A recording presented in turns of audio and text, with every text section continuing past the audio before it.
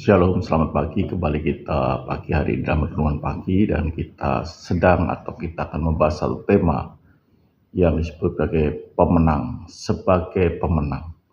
Saudaraku yang kasih Tuhan, kalimat sebagai pemenang itu bukan orang yang diam saja tanpa masalah. Kalimat yang berkata sebagai pemenang artinya bahwa kita menghadapi masalah tetapi kita tampil sebagai pemenang. Saudara yang kasih Tuhan, di awal ini saya akan bacakan satu ayat bahwa membuktikan bahwa masalah problema bisa datang pada siapapun juga, tidak terkecuali anak-anak Tuhan atau orang yang percaya kepada Tuhan. Dan ini terbukti kalau saya bertanya kepada saudara, pasti saudara adalah orang-orang yang pernah menghadapi masalah atau saat ini sedang dalam masalah. Kita akan baca ayatnya di dalam Kejadian 26 ayat yang pertama. Dikatakan demikian, saudaraku.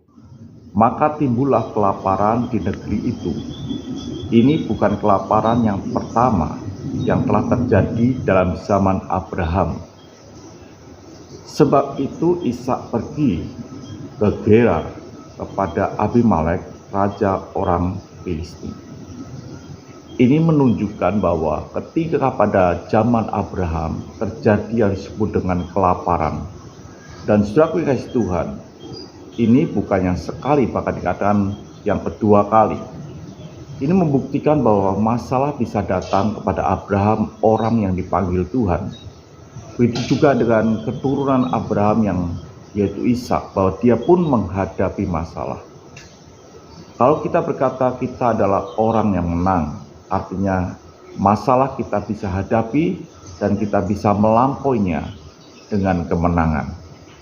Tapi saudaraku, yang perlu kita pahami, apa sih yang sedang saudara hadapi pada hari-hari ini? Mungkin saudara sedang menghadapi tidak punya rumah, tidak punya pekerjaan atau di PHK, atau mungkin hal-hal yang lain, tidak punya motor dan lain sebagainya. Saya ingin katakan bahwa hal-hal yang sedang saudara hadapi itu adalah perkara-perkara yang sederhana atau perkara-perkara yang kecil. Kenapa saya kata demikian? Masalah yang terbesar di dalam kehidupan kita itu bukan masalah itu.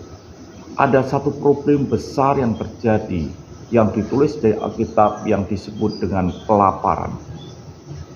Kelaparan bukan terjadi pada dirinya sendiri, tapi terjadi pada seluruh atau ada di bangsa itu. Saudara Yesus, kalau kelaparan terjadi, apa artinya uang? Artinya bahwa tidak ada bahan makanan yang bisa kita beli atau kita makan. Artinya kelaparan di mana saudara, kalau saudara tidak punya sepeda motor, saudara masih bisa berjalan. Kalau saudara di PHK, saudara bisa cari pekerjaan-pekerjaan di tempat lain. Kalau saudara tidak punya rumah, saudara masih bisa kos di tempat lain. Tetapi saudara, ketika menghadapi kelaparan, ini situasi yang lain dan betul-betul pelik. Dan saudara Tuhan, itu pun anak-anak Tuhan adalah orang-orang yang dikatakan dalam firman Tuhan, orang-orang yang mengalami, yang disebut mengalami kemenangan. Saudaraku yang kasih Tuhan, kenapa demikian saudaraku? Anak-anak Tuhan adalah orang-orang yang mengalami, karena kita adalah orang yang disertai Tuhan. Jadi saudaraku yang kasih Tuhan, dalam hidup ini kita ini bisa mengalami kemenangan di tengah-tengah kesulitan. Firman Tuhan berkata, saudaraku yang kasih Tuhan, kalau saudara membaca di dalam Amsal, dikatakan dengan jelas saudaraku kasih Tuhan bahwa kita ini orang-orang yang menang karena Tuhan ini menyertai hidup kita. Tuhan memelihara hidup kita. Tuhan melihat kondisi kita.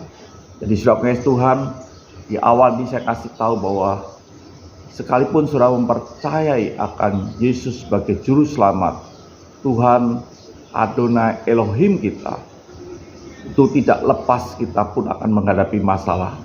Supaya terbukti bahwa orang-orang yang mengiring Tuhan akan tampil sebagai pemenang.